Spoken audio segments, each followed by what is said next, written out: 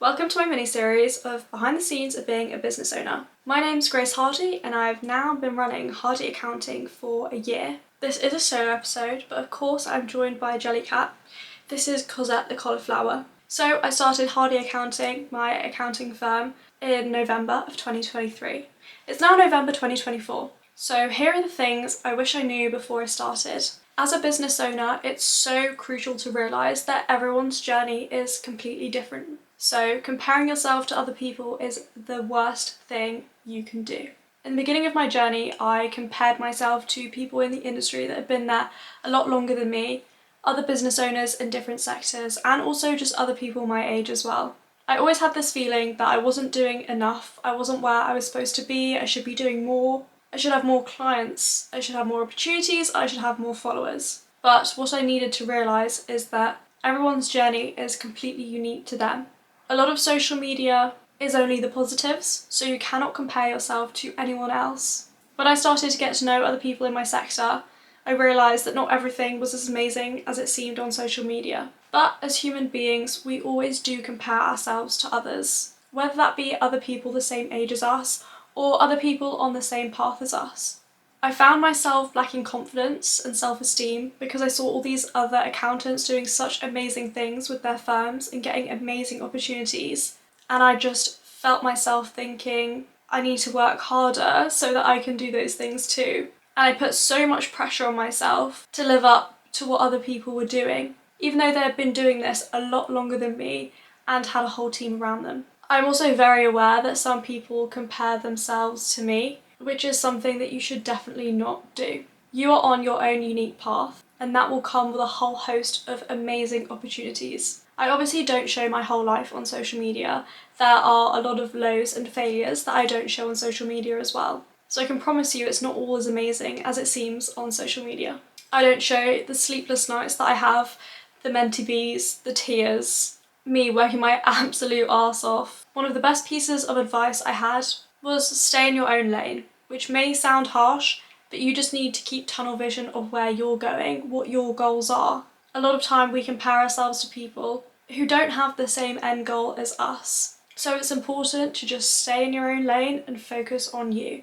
The second thing I learned, and as boring and cliche as it sounds, is that consistency is key. I started all of my social media with 0 followers, and it is the most demoralising and embarrassing thing ever because you just look like a fake account. My following has only grown from being consistent in posting and consistent in showing up.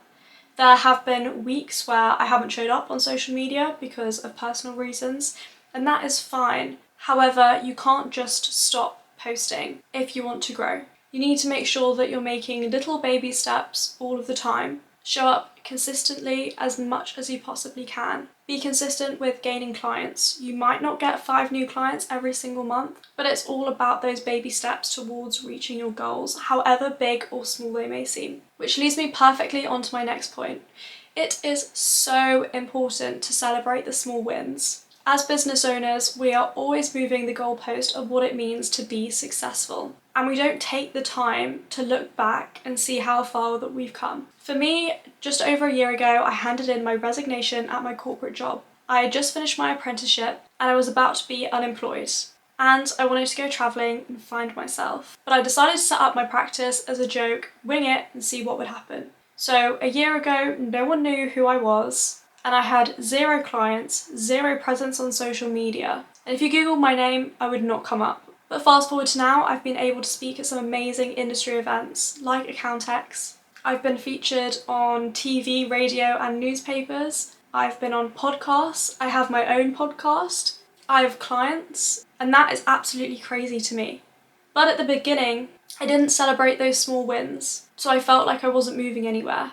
But now I make a point when I hit a new milestone, go to Selfridges, go up to the kids section on the top floor, and I buy myself a little Jellycat to say congratulations. So you need to find your own way of celebrating your small wins. The next thing is the importance of a USP. Whatever industry you're in, you need to make sure that you can set yourself apart from your competitors or other people in the industry. If you want to make a name for yourself, you need to be different. When I started my accounting firm, I was so worried that no one would take me seriously in the industry because I'm a young female in finance. And I did things like wear suits on my Instagram reels to make sure that I would fit in to the idea of what people think an accountant looks like. And then I had this epiphany that my USP is the fact that I'm a young woman in finance, and so I honed in on that. And that's what makes me different to some of the other people in the industry. Everyone has a USP, so think about yours. Something else I've learned is learning how to speak to your audience.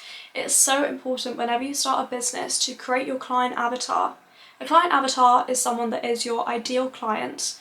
You need to think about every small detail about them, what they do for work, their income, their hobbies. The more depth you can go into, the better. Then you need to make content around your avatar. There is no point ego posting at the beginning because, to be honest, no one cares. People do care about how you can help them with their pain points and improve their life. When I started creating content for my client avatar, that's when I started to gain more clients because I was speaking to their pain points directly. It doesn't take long to create a client avatar. It can literally take 10 minutes, but it's such an important exercise to do. The last thing is that not everyone will like you. I'm such a people pleaser that this was so difficult to come to terms with. However, it's true. I get many hate comment on social media platforms, and there will definitely be people in the industry that don't like me, but I'm completely okay with that. Because when you have opinions and you talk about things online, not everyone is going to agree with you, and that's okay. You just need to find your people and then you will be absolutely fine. What's also super important to remember is that it's okay to ask for help. There have been times in my business where I've been confused, I've been stuck, I feel down, I don't know what to do about things. And it's so important to be able to reach out to people in your community, whether that be someone that is a couple of years ahead of you in your sector or just another person your age running a business. Entrepreneurs are genuinely some of the loveliest people I've met. And the accounting community is so welcoming. There are so many people I know I can text or call, and they'll be there for me to have a rant or help me answer my questions, which I think is so important. Especially when you're a solo business owner, it's so important for you to remember that there are people around you that want to help you and are there for you. So those are a couple of things I learned in my first year of business. Thank you for listening, and we'll catch you soon.